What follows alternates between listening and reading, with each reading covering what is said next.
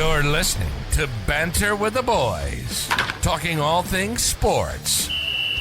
From betting and brawls, Super Bowl to Stanley Cup Finals. Get laced up. It's time for Banter with the Boys.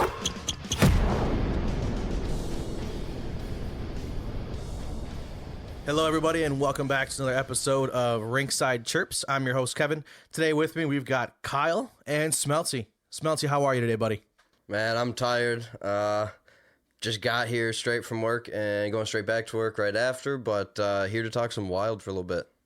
Kyle, welcome back, buddy. How are you? I'm doing good. I can't wait to talk some, Wild have been on a downward spiral, but we're going to take some positives out of it, or at least try to find some positives. But yeah, there's plenty to get to here, so hope you guys enjoy. All right. With that, we got a few different topics we're going to talk about today. The very first one, we're going to talk about Marco Rossi, Kyle's favorite player to talk about. He's got elevated as of the last couple of weeks. He's gotten in an elevated position with the downturn of some of our offense. I know currently right now he's with his normal lineup, but he had a bit of an elevated performance. Kyle, what are you thinking so far about Rossi and his new line? I like it. I mean, this team needs a spark, and the first line needed a spark, and Rossi has provided it. He just looks comfortable to me, playing with Kirill, and I didn't know they were going to move Zuccarello too. You put Boldy with Kaprizov and Rossi. I mean, skill on skill on skill. Good things should happen for sure. But recent games, Dean, I think broke that line up. Don't know why, but I think Bally Sports North has been atrocious lately. I haven't been watching. I think I took like a 4-game break because Bally Sports North was having a hard time connecting, and we're whatever. And it wasn't just my server; it was everybody's server, which is annoying. So, but now they got it fixed. But I did see that Dean broke up the line again and went back to Zuccarello and Hartman for a bit. Don't know why, but hopefully Rossi can stay on that line, and because that's been one of your bright spots right now. Well, now as of this morning, I think he broke everything up even again. Yep. I mean, he got injuries and stuff, so he's moving shit around. But I think you got to leave that line together. I mean, it's kind of like the youth movement, right? It's kind of our 3 top guys: Kirill, Rossi. I mean, I know Kirill, we were waiting forever for him to get here. Rossi fell right in our lap in the draft, which nobody expected. So then we had excitement with him. And then Boldy has just been kind of a nice little, developed into a nice player. So, I think these guys just need more time to play together. I mean, how are you going to know what you got with them together if you keep changing it up? And I know hockey's, keep changing lines up, getting different combinations, see what's working, see what's not. But you got to give it a little bit more time, I think. So I agree. I think personally, looking at the stats right now for those 4 games where they were paired up, this is some of my crazy notes that I've got. So so the 4 games that it was that line? Correct. Yep. Okay. So I've got 4 games. It was November 2nd against the Devils, the 4th against the Rangers, 7th against the Islanders, and then the 9th against the Rangers again. We had 4 games where that lineup was together. It was Rossi centering Boldy and Kaprizov. Again, I agree. I like that elevated role. I think it's a great lineup. Would I have liked to see Zuccarello in there for a touch? Maybe a little bit, just to see does Kaprizov and that Zuccarello kind of chemistry come back a little bit? Maybe, but I'm not upset about that not being the case. I like the fact that Boldy got a shot. The kid's been playing well. He's back from the injury. I'm hoping he can stick it out. So personally, looking at the stats from those games, I'll go just game by game real quick. First game, November 2nd against the Devils. That lineup combo had 2 goals, 3 assists. Second game against the Rangers, 1 goal, 2 assists. Third game against the Islanders was 1 goal and an assist. And then the fourth game, which is I would assume probably why they got disbanded, they were the second line, not the top line. They got 0 goals, 0 assists, and they had a total of about 6 shots amongst the 3 of them all game. So their performance dwindled over those 4 games. What was the 4th game again? That was at ass Rangers game. That was at yes. Yeah, We got it was tossed really bad. 4-1. I mean, the whole team sucked. the whole team was the whole horrible. team sucked. So I'm not surprised they got 0 points. So how many points total then in those first 3 games? First 3 games for that was lineup? 4 goals and 6 assists in the first 3 games total. I'm not mad about it. You get some performance, you get some production. Obviously, you had Kaprizov as the number 1 guy. He had 2 goals for himself. Rossi had himself a couple of goals. And then Boldy was the assist king there. He had 2, 3, 4 assists in total. So Which I'm not mad about it. Yeah, I'm not mad. I'm shocked after what 1 game. I mean, that was probably all bad. I mean, bad play from everybody. Yes. Dean decides to break up that line and go back to the other line. Yeah. I don't understand that. I mean, yeah, like you said, I'm not too disappointed with that. But no. I would have.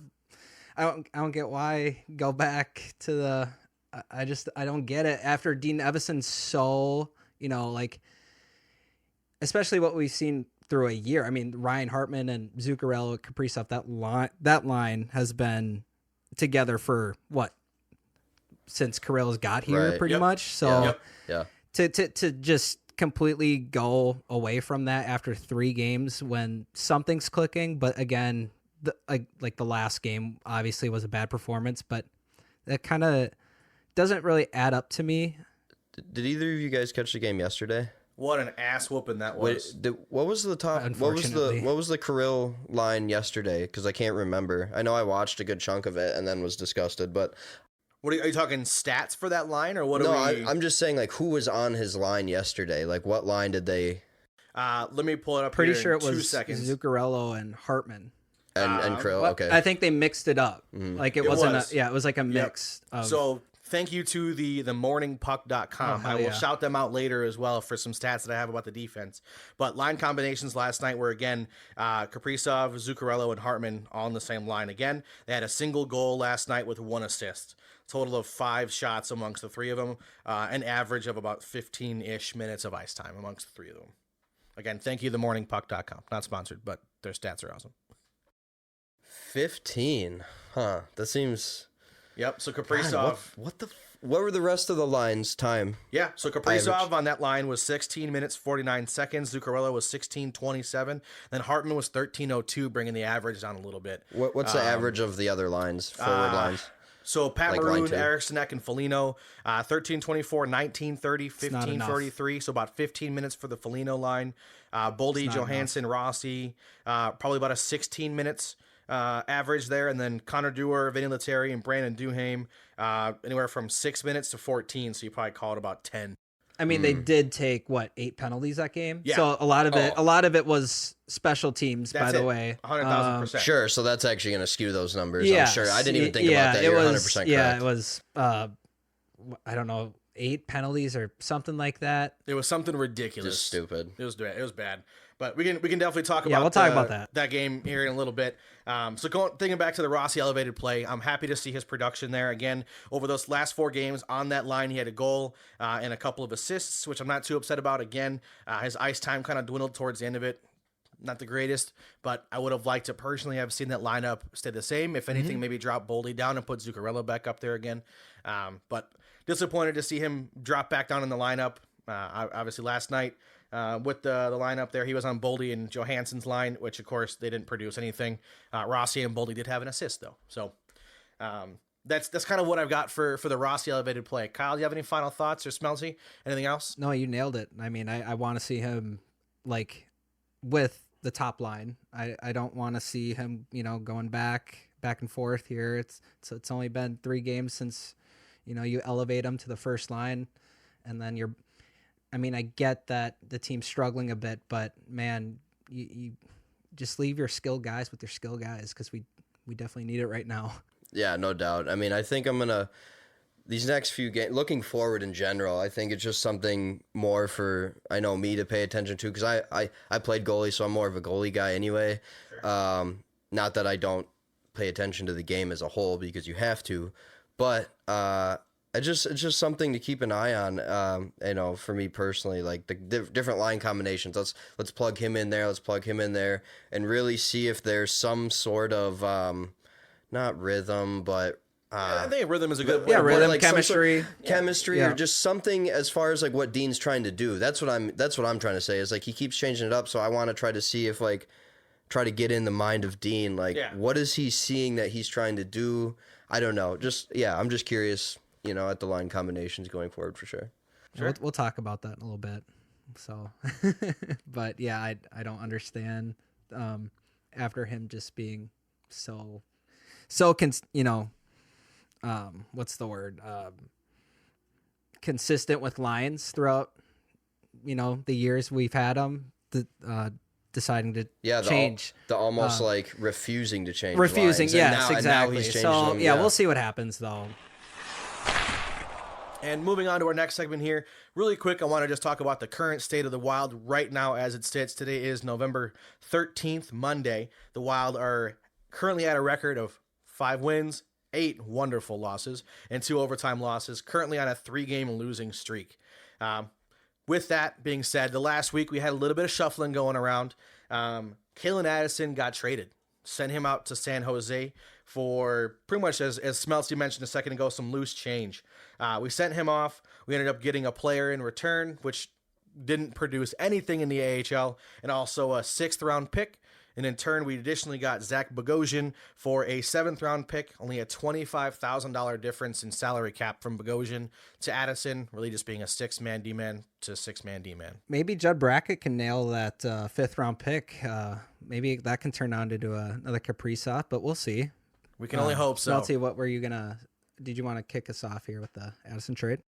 Yeah, no, just confirming we gave up we got back a 5th round in Adam Raska from the Sharks for Addison, and a lot of Wild fans freaked the hell out about this situation. I follow a lot of random fan pages on Facebook. It's all Facebook's good for me. Same. But other than Marketplace, buddy, you're my Marketplace friend. Marketplace, let's go. Yeah, way too much time. Anyway, I get why people are upset because he's got an offensive potential, and I mean, we've seen that obviously, but there has absolutely been no sign of any defensive potential for me personally. So like the fact that he was already sitting kind of started giving you ideas that they were looking to move him. And then the fact that they did also told me that Spurgeon would probably be back either, very, very soon, and he was back next game. So, and then they go out and get Bogo, who's more of a physical force on the D-line, definitely going to be in our 3rd pairing, but bring some size and a little more physicality to our defense, which I think is needed. I guess we'll see how Addison does in San Jose. He'll probably thrive, because anybody the Wild get rid of thrive typically, although you don't hear too much of Granlund and Charlie Coyle much anymore. Yeah, there's definitely been a few quote-unquote busts, if you will, going elsewhere out of Minneapolis here, out of the state of hockey. But thinking about, I did see an article that was written with Addison making a quote, something about how he didn't really expect it, which to me sounds weird. I'm pretty sure he did know it was coming. But also, he said it was a new opportunity for him. I think a change of pace is good. Change of scenery is good for anybody, regardless of who you are. To your point, Smeltzy, I do believe that he was on the way out. There was rumors and there was some comments written in articles that him and Dean didn't really get along. Deano wasn't very pleased with his performance and just wasn't very happy just in general with him. Well, and it's just like, who knows how much money Addison will actually garner because he's on a 1-year deal right now. Yep. We signed him to like a 1-year prove-it deal, right? So far, he hasn't proved it, right? Yeah. But like, even so, maybe we just knew we probably weren't going to keep him anyway. So you just had to kind of, in a way, get what you can for him. Give him a shot. Yeah, no, I think No, I'm sorry. Oh, yeah, no, you're fine. Go ahead. I was just saying, and now we got some young guys coming up that can maybe get some playing time. What's his name? Damian Hunt. Damon Hunt's. He's up here right now. The Wild are Mermis, get some of these guys some more NHL experience and see what they can do. Yeah, we got Mermis here right now. I know Hunt is on the trip at the moment as well. He's played a couple of games recently. I know Kyle, you're kind of our local. What's the term I'm looking for? Elite hockey mind. Yeah, there you go. Elite hockey mind. Yeah, I know you're more of our prospect guy. What do we got going on in Iowa as far as the defense is concerned? And then I'll bring us to our next topic. Damon Hunt's your guy, but like looking, with Jack Pearce, with St. Cloud, I don't know how to pronounce his name, Petrovsky. He's Czech. He's good. Carson Lambos. There's a lot of young talent coming up in the Minnesota Wild's prospect pool for defensemen. But yeah, I mean, the trade kind of surprised me a little bit, just because, I mean, it's still early on in the season. And it seemed like Bill Guerin and Evason kind of gained Addison's respect going into, like making the team and stuff. As soon as the Wild changed up their power play, I think it was, like, I think this was this was probably a couple days before the trade. They sent out 5 forwards, and Addison wasn't the guy up top. On the power play? On the power play, yeah. Yep. So I was like, okay, that's weird. And then, not the next day, but I think it was the following day he gets traded. And I was like, oh, that's probably why. Yeah, I thought he would bring a little bit more power play. I mean, he shot the puck a lot, but the pucks weren't getting, they were either getting deflected. They weren't scoring goals. I'm kind of surprised they don't have Faber up there, to be honest with you. He brings so much so much offensive spark. So I hope Faber gets a chance at PP1, or, I mean, because I think he's so dangerous with the puck, and he deserves a chance at least. I mean, but no, that trade kind of did take me by surprise. Just knowing the skill he has.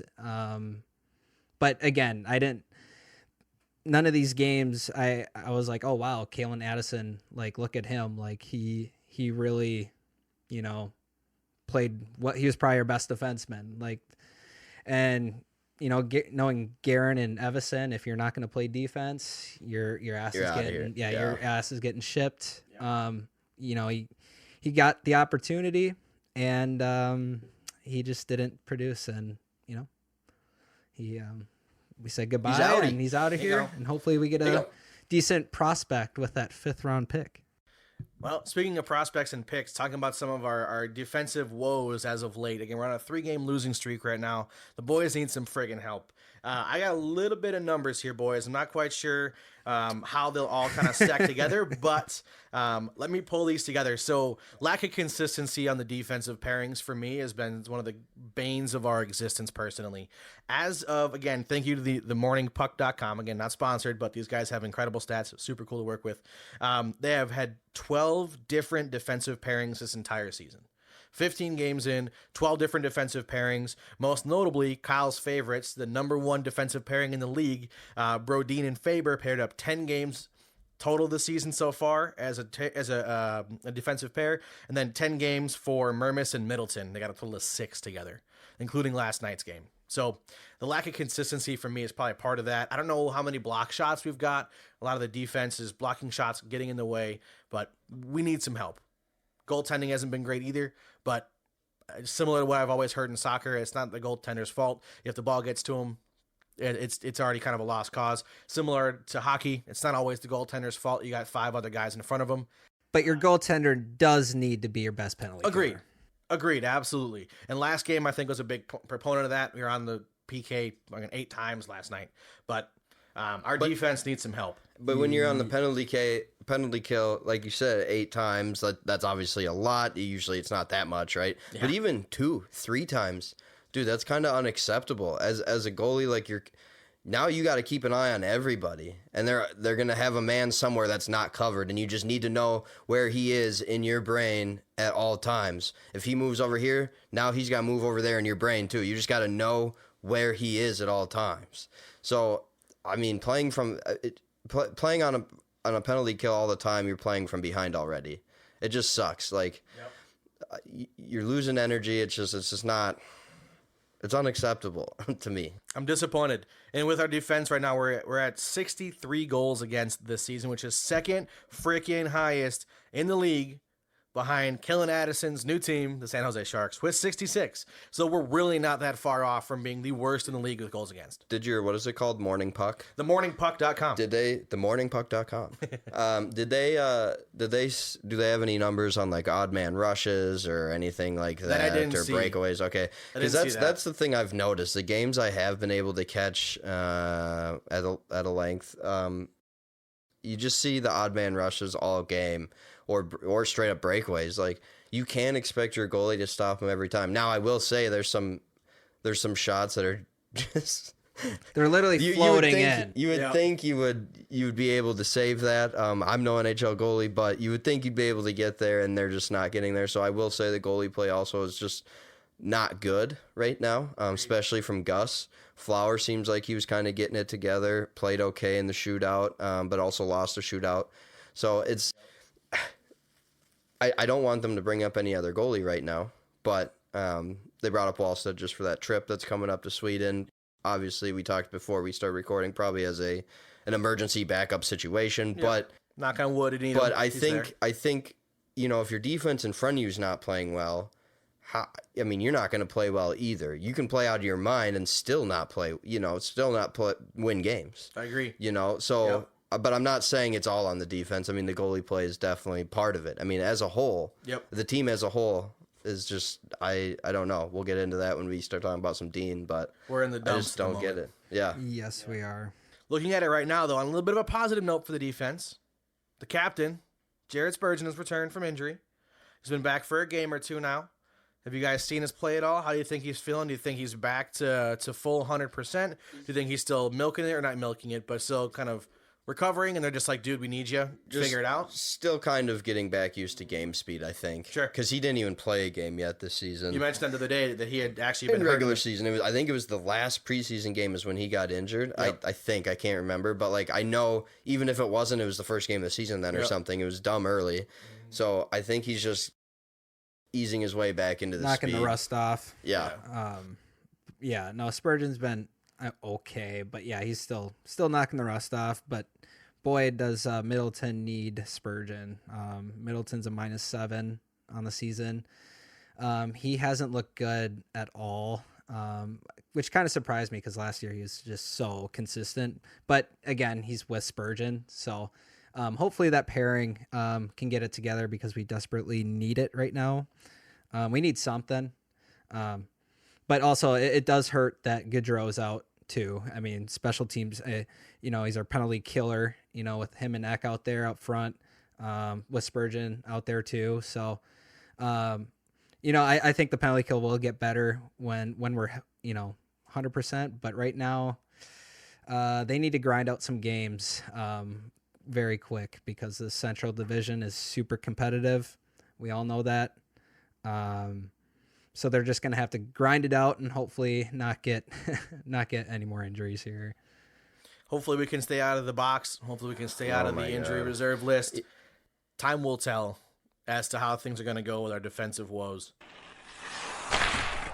Moving on to our next segment here, we did touch a little bit on the goaltenders here so far this season. Obviously, we have our goaltending tandem of Philip Gustafsson and Marc-Andre Fleury. Last night's game was pretty abysmal. Not much there else to say on that one. But Smeltzy, I know you got some thoughts on the goaltending this season so far. What do you got, buddy? I mean, just looking at the tandem as a whole, right? Honestly, to me, I thought Gus was going to come into the season and just kill it. To be honest with you, Same here, he buddy. wrapped up the season pretty well, and I was like, okay, I felt kind of confident with Gus being our number one, and then Fleury kind of being our number two. Yeah, especially after game one. Yeah, with right. the Panther game. Right, and I thought that Fleury would be fine, and Fleury's kind of starting to play better now as the games kind of go on, as he's starting to get into the season.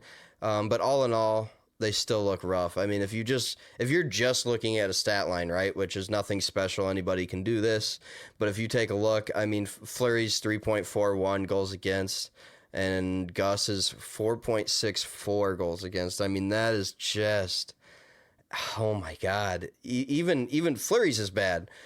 But Gus at 4.6, dude, are you kidding me? That's bad. You can't, and I know the defense is playing bad. I know that, and I do blame the defense for a lot, but, at some point, it's on you as well. And, you were just mentioning, Kyle, before we even started getting going on the pod, how both goalies are under 900 save percentage. Yep, yeah, that's Flowers correct.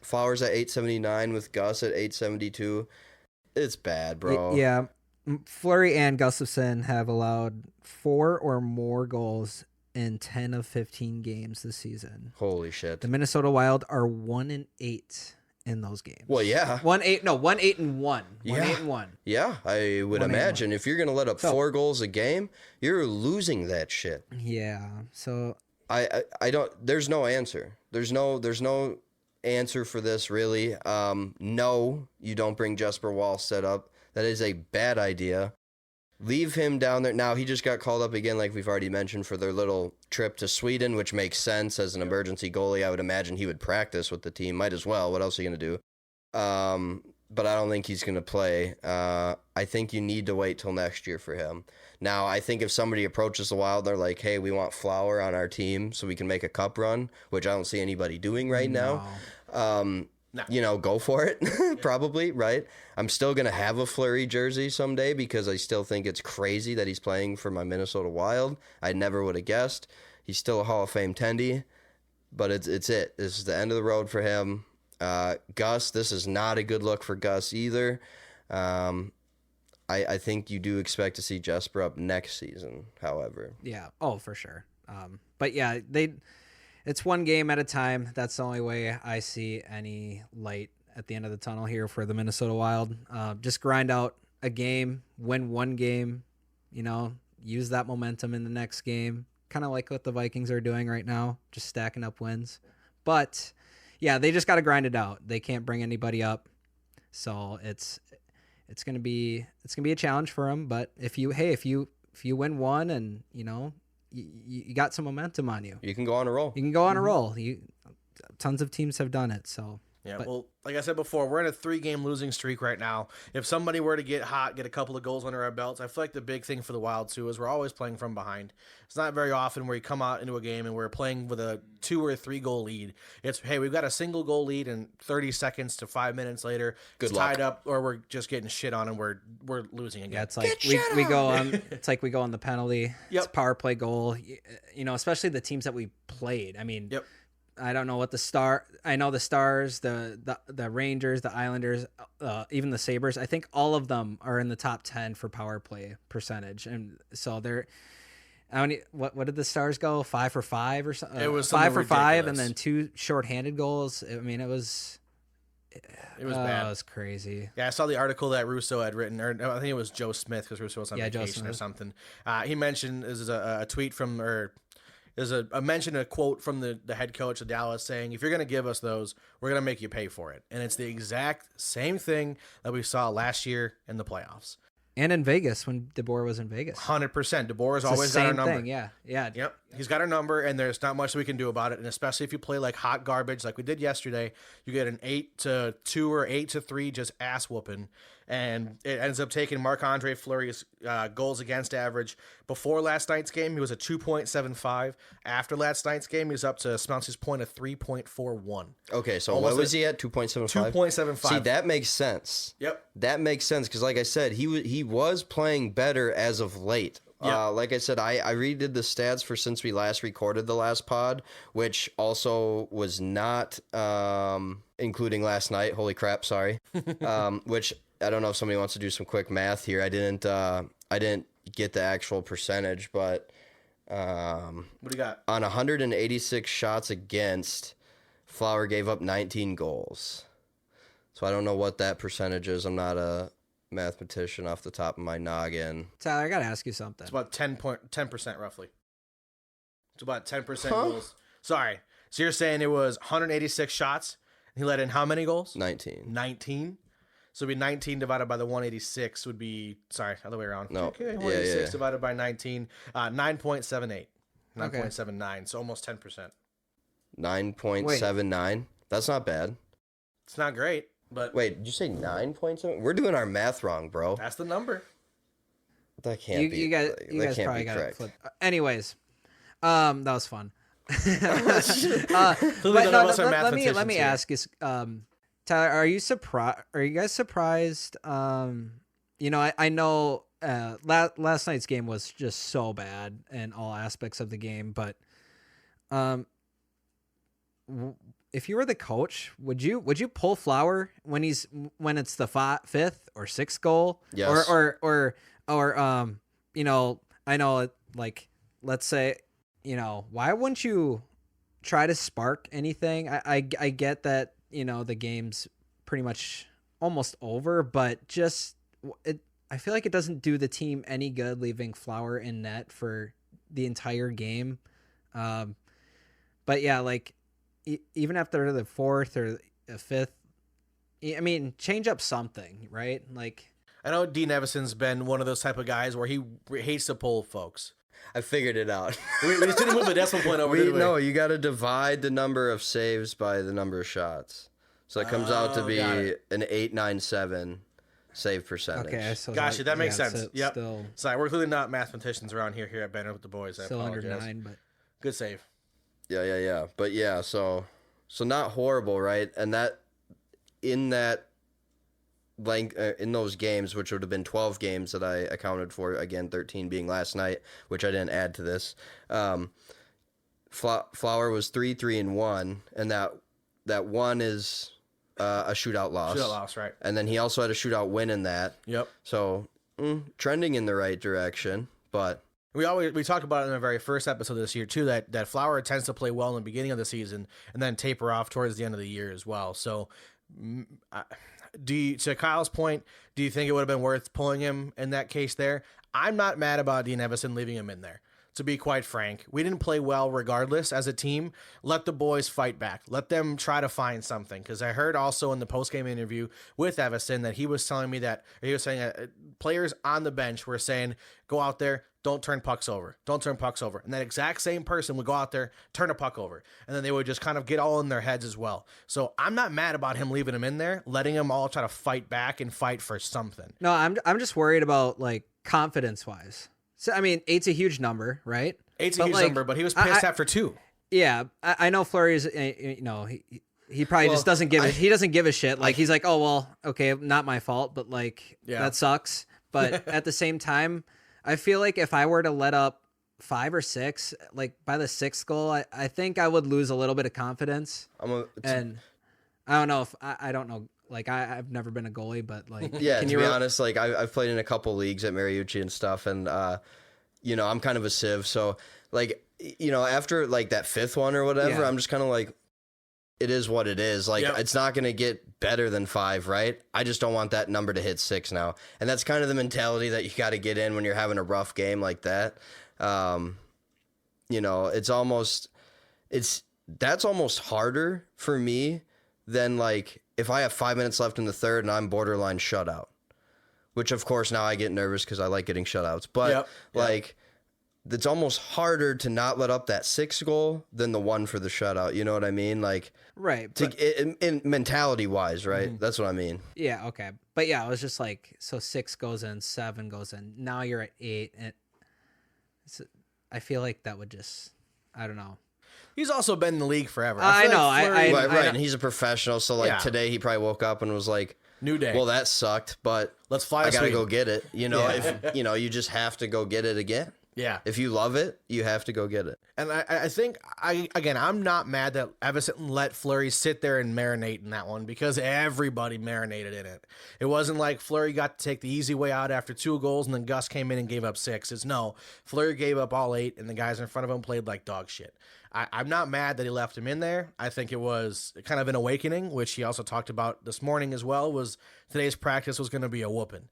And from what it sounds like, it was. And I don't even think Dean Evison has ever really pulled any of our goalies if they even had a bad game. Like he definitely has, well, but not a lot, not often. No, he just leaves them in there. He likes to let the guys fight for it, and try to pull it back together for the team and for the group. Well, I mean, if we're done with goalies, we might as well talk about Dean at this point. Let's talk about him. What does he have to do at this point to light a fire? I mean, who knows what happened at practice today, other than more new line combinations? No, I don't know. But maybe new line combinations. No, there was. I'll pull them up for you. I'm guessing a lot of skating, a lot of Herbies. Lightning drills. Gonna be an ass. My assumption, from my understanding, it was an ass whooping. I mean, you can't go 8-2 or 3 against the Stars. Just the team that took you out last year in the postseason and let them just walk you like that. especially against all the penalties that they took, all the undisciplined penalties as well. Like, and obviously don't get me wrong, they went down a guy because of a 5-minute major in a game misconduct for the cross-checking or whatever call against, I think it was Duhaime, but still. I mean, there's been so many slow starts this year. Like, first period alone, I don't know how many I've seen yet, but there's been at least a few games that they've had 3 or 4 shots. They just come completely, like, come out flat, and it's like, oh, like, here we go again. Like, why? This is like Mike Yo era right now. Like, is it right now? I mean, like Dean or not, if stuff isn't working, and they continue to not work, I really think Dean's on the hot seat. I mean, we saw it with what's his name, Woodcraft, or from the Oilers. He just got canned. He gone. I think the Oilers were like 2-8, like worst team in the NHL, and they won the next Cup night. Contender. Yeah, and they won the next game. Yeah, I don't know if he's lost the room or not, or. Well, I think that's a question you have to ask at this point. Yeah, I mean, because he could have. I was literally thinking of that to myself on the way over here. Like, I don't think he has, but it's really starting to trend that direction. Like, our guy's just not taking what he's saying. And there's a lot of there's been so many games where they're just off to a slow start. Like, first period is just a dumpster fire, and then they come back in the second, play better, and then you're playing catch up at that point. So it's really hard. That was it's hard to win games when you're down a goal or two. But yeah, like it just seems like he may have lost the room or something. So I think to that point, who just came back 2 games ago? Your captain. If your captain's not in there with you guys every day playing in those games, you're left with then 3 assistant captains, which was Eriksson Ek, Kaprizov, and Foligno. Kaprizov obviously is learning English. He's way better with English, and he's been speaking up a bit more. Eriksson Ek, we know him as a little bit more of a timid player, but he will stand up for everybody. And Foligno, I think, as I'm gonna throw him in here, took over a Dumba spot as well, where he was very vocal. Every article that I read about the assistant captains when Dumba got traded out and Kaprizov got the A was Dumba was very, very vocal. Kaprizov had to fill those shoes. You lose Spurgeon, who is your captain, who obviously is kind of like a squeamish mouse at some points, is not very vocal. We don't know what happens behind those closed doors. After the whooping last night was a very long closed door meeting. I'd love to know what happened in that meeting, because right now your captains need to step up. I will give Spurgeon credit. Your team just gets shit on 8-3 or 8-2 at home on Hockey Fights Cancer Night. And what happens after that long closed door meeting? Spurgeon goes out there, talks to Kevin Gorg, and takes on the chin. He's your captain, answering those hard questions. Wes Walls, as much as everyone hates him, he said the exact same thing I just said, and I appreciated him saying it because he's true. It's 100% right. Your captain's got to be the one being vocal, stepping up there for you guys. And did Dean lose the room? Has he lost the room? I think he might have. But also, who is the leadership in the group? Your captain hasn't been in there for 2-3 weeks. Who do you got? You got Kaprizov? Maybe he's up there screaming at people. Which is really weird, because Spurgeon isn't. He's not vocal. No. And honestly, I think Maroon is pretty vocal. I think Foligno is vocal. I think when Zuccarello is pissed, he's vocal, and he has been kind of pissed lately, rightfully so. But yeah, like, I'm disappointed with the play that we've had so far. I don't think Dean's lost the room yet, but but it's trending that way. It's not looking good. I'll predict it here. This is now the second losing streak we've had this season. The first one was 4 games. We came back with a win. Now we're on 3 games. We have a few days off until, I think Thursday or Friday, maybe Saturday when we play in Sweden, which is great. If we lose that game and come back here, maybe lose another one, I think Dean's gone. You think he's gone this early? I think he's gone. Wow. Don't get me wrong. Bill Guerin has a lot of things to take on and a lot of things that he has to look into. But right now, we've got 2 years until our cap space is taken care of, and we have a shot at the cup, potentially, because we get that money back. Oh, you're saying in 2 years? Yep, in 2 years. I was like, we have no shot at a cup. No. In 2 years when we get our money back for the Parisi and Suter contracts. Yeah. I think in this right now, it's a lot of just make it through. Well, and that's the thing that frustrates me about all these wild pages and all this crap talking on BG. Like, first off, he didn't sign Suter and Parisi to those freaking deals. Second off, the Suter and Parisi deals are tied for 7th for the biggest NHL contracts of all time. You know who else freaking did some shit like that? The Chicago Blackhawks. They signed Patty Kane and Jonathan Toews to big deals the same year they won the cup. They did not win another cup after they signed both those guys to such massive deals because you can't build the rest of the team around them. Yep. You can't. Pittsburgh went out and won a cup after signing Crosby and Malkin to 2 massive deals. A few years after they signed him, Crosby signed his in 13 and Malkin signed his in 14. But and they won in 16 and 17 or 15 and 16. I can't. No, 15. I'm sorry, was Blackhawks. Then Pittsburgh, 16 and 17. But my point is it's so hard to build a team unless you have a crap ton of young guys. That's why people are so frustrated with BG signing Zooks, Hartman, and Foligno to such 3-4 year deals. deals. Bigger deals for those types of guys. Yep. Those are bridge deals, people. Mm-hmm. That's to get us through these 2 years and to stay competitive. Yep. If the Wild weren't competitive, the state would start on fire. It already is, and they're upset that we're losing. What do you expect? We can't do anything. That's where I'm at. What do you expect? And people getting mad at BG for something he really had. He was handed a mess, and he's trying to clean it up. That's what he's trying to do with no money. Yeah. So I don't think you can do anything until those 2 years. Also building a pretty good prospect pool. That's what I mean. And Judd Brackett, yes. 100%. As much, I mean, we all want the Wild or any Minnesota sport team to win a championship someday, but state of hockey, yes, allegedly. And no, we are. As I was gonna say, but yeah, it hurts to say it, but you guys just need patience. Give these younger guys to develop. Wait till Suter and Parise's deal go out the door, and then you got the free agent class after that looks pretty nice. You got Leon Draisaitl right up there. Offer him the bag, but you can't really judge Guerin too much yet, just because you can't do a lot right now.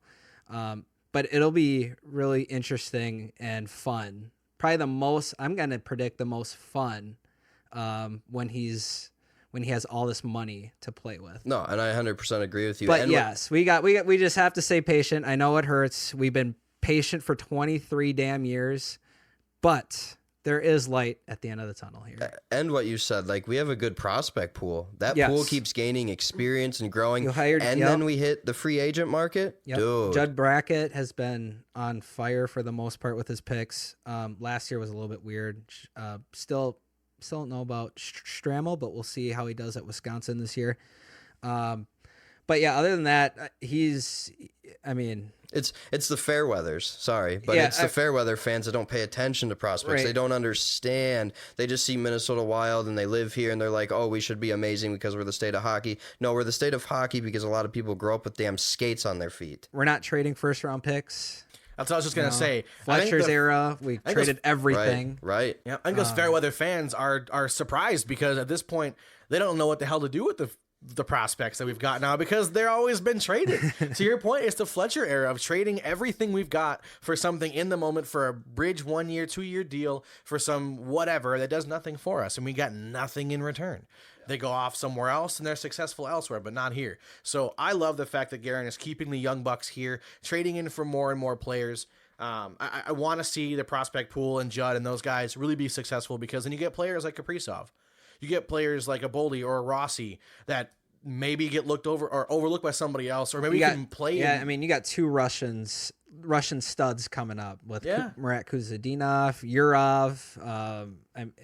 Those 2 alone. Dude, the future is bright. Yeah, they're gotta get there. You get out of your tunnel vision. We just gotta see the bigger picture. Yep, see the bigger picture and it's tough right now. Again, we're on a 3-game losing. This is the second 3+ game losing streak so far this season. So I wanted to touch on that. I finally found those lines that I was talking about. Yeah, for practice that they changed it up on practice today. Talk to us. This is from your boy Russo. Hey. Shout out Mike Russo.